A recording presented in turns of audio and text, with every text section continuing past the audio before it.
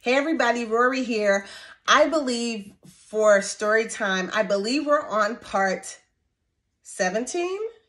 If we're not, I'm going to post whatever part we're on in the corner. But anyway, so I'm Rorree with the Goddess Isis Coven, and I am here just to impart some positive words and to share a little bit with you about my journey, where I am, and to assist you in this ascension process. We are in an ascension process, and we are actually at the tail end of an ascension process. And towards the end of the process, we will be having a retreat. So definitely stay tuned for that.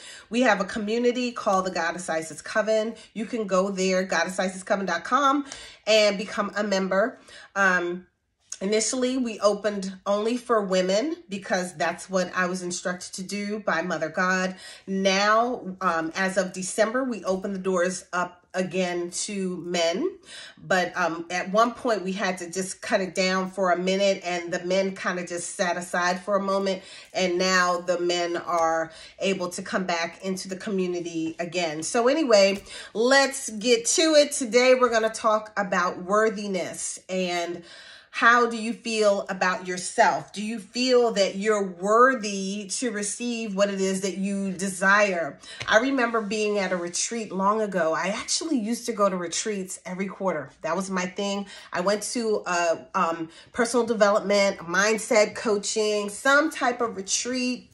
I would always go at least every quarter and spend several days just getting myself together. And one of the reasons I did that was because I worked with thousands of people. I was coaching all day long, and I had to reset. I had to release and reset and regroup and get myself together. So I'm sharing this because these are things that you guys may want to incorporate into your lives. And in our community, to me, our community is like a retreat because we have courses going on at all times.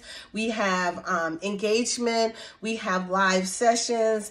And we have healing work, we have meditation work, different types of techniques that you're taught in there. So we have a lot going on, and it's all for your enrichment. But I was at a retreat once, and we discussed deserving. Like, do we feel that we deserve? And that was really interesting to me because I never thought about the fact that maybe I didn't think that I deserved to have what I desired. And it took some exercises for me to recognize that I did have to work on that.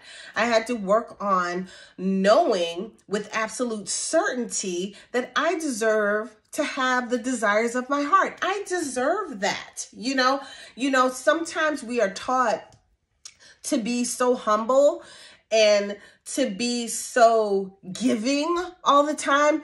And we forget that it is fine to receive as well. You know, sometimes, especially, growing up as a PK, I always, it was always about giving service to others.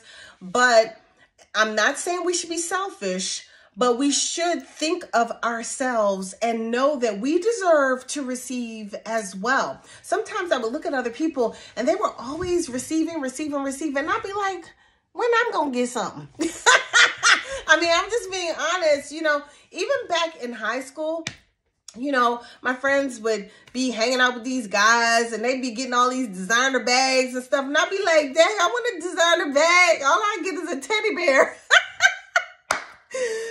And then one time I got a designer bag. I was so excited. I got a designer bag. I probably still had that joker. Okay. Just because of the memory of my first designer bag that I got as a gift from somebody.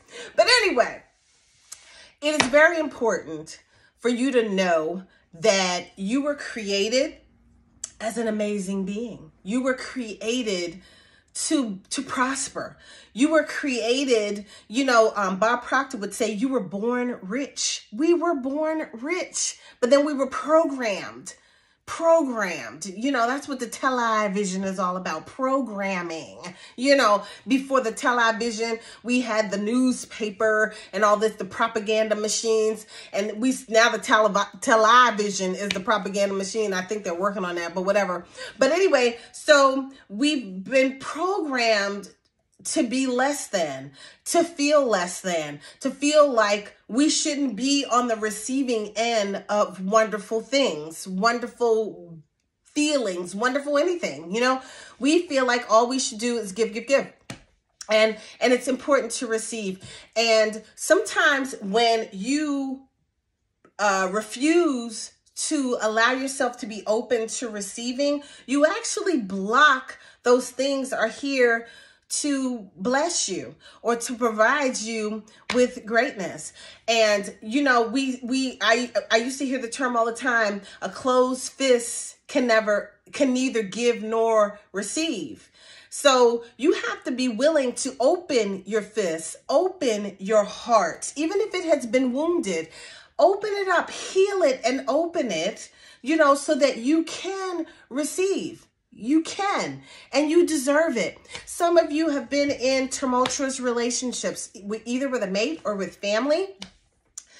Forgive them, forgive yourself. Sometimes we beat ourselves up because we allowed something to go on longer than we think it should have gone on, when in all actuality, everything is on purpose. And when you're finished learning your lesson, you'll move on from that lesson, you know? So anyway, I know I've talked about a number of things. And again, if you haven't watched the previous videos in this series, I was told to do this by Source Creator. I was told to not have a script and just come and be totally me and share whatever is placed on my heart. So I want you all to know that you are worthy of having the desires of your heart. And you have to know that with absolute certainty. Know with absolute certainty that you're a beautiful being. Know that you're beautiful in whatever skin you are in, with all of your perfect imperfections, as John Legend would say.